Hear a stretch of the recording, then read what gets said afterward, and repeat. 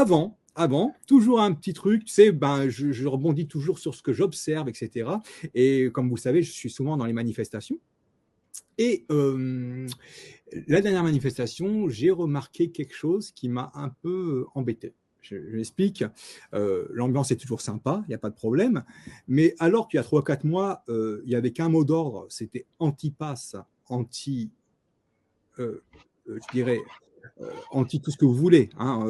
On était à fond, j'entendais des slogans à fond sur, sur ce génocide, sur ces affaires. Bon, je ne vais pas toutes les décrire, on va être censuré.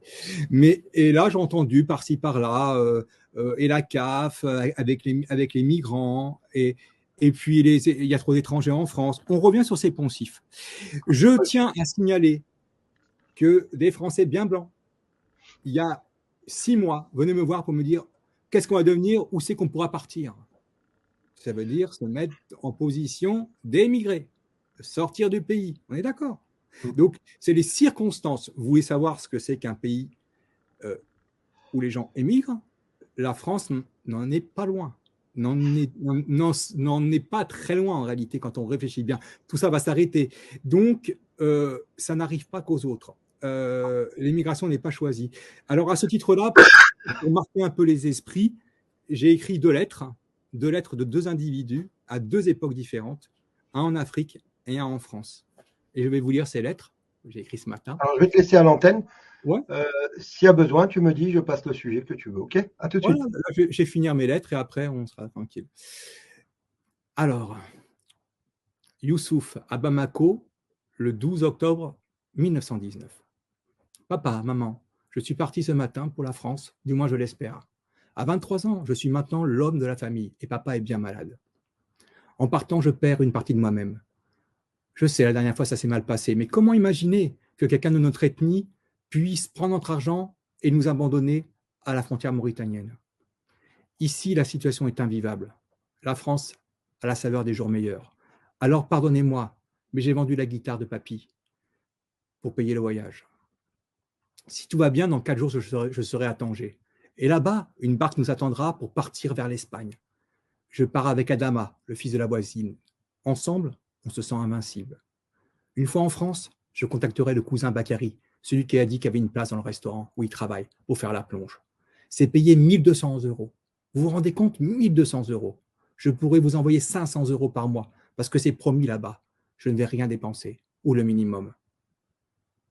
Après ça, vous serez tranquille. Les frères et sœurs pourront rester au pays et vous pourrez leur payer des études. Je vous laisse. Bientôt, je vous appellerai depuis la France. Inch'Allah. Lettre d'Adrien, Paris, le 3 septembre 2027. Ma petite maman, je ne voulais pas m'envoler sans te laisser ce petit mot, car un départ sans un mot est pire qu'un abandon. Nous en avons discuté, je sais, tu sais que je pars pour de bonnes raisons. Seuls les États-Unis m'offrent un avenir. Le gouvernement mondial nous a pris tous nos savoir-faire, ou les a interdits. Il a anéanti toutes nos possibilités et ruiné nos espérances. La France n'est plus qu'une province vouée à satisfaire leur désir, le désir de ses maîtres, des maîtres qui l'a pillé. Je ne supporte plus de les voir déambuler l'été et de les servir alors que nous n'avons plus rien. L'habitude du désespoir est plus forte que le désespoir, alors je pars. Là-bas, aux USA, tu le sais, ils se sont bien accommodés de ce nouvel ordre. Et le pays fleurit des possibilités, avec des salariés avec des salaires 3 fois supérieurs. Je sais que tu as de la peine, mais tu vois bien que malgré ton obéissance et toutes ces nouvelles règles, tes conditions de vie se dégradent de jour en jour et que plus personne ne soutient personne. Une page se tourne pour moi. Elle ne comporte pas le mot fin, mais le saut d'un nouvel avenir, un nouveau départ. La pensée au passé pas simple n'a jamais dicté mes actions. Je vais où me mène mon destin. Un dernier mot avant de partir, un dernier mot pour te dire, maman, je t'aime. Ces 2 êtres fictifs auraient pu se rencontrer, pourraient se rencontrer, mais pourraient aussi ne pas se rencontrer pour peu que Youssouf, lors de ce traversée, soit mort noyé.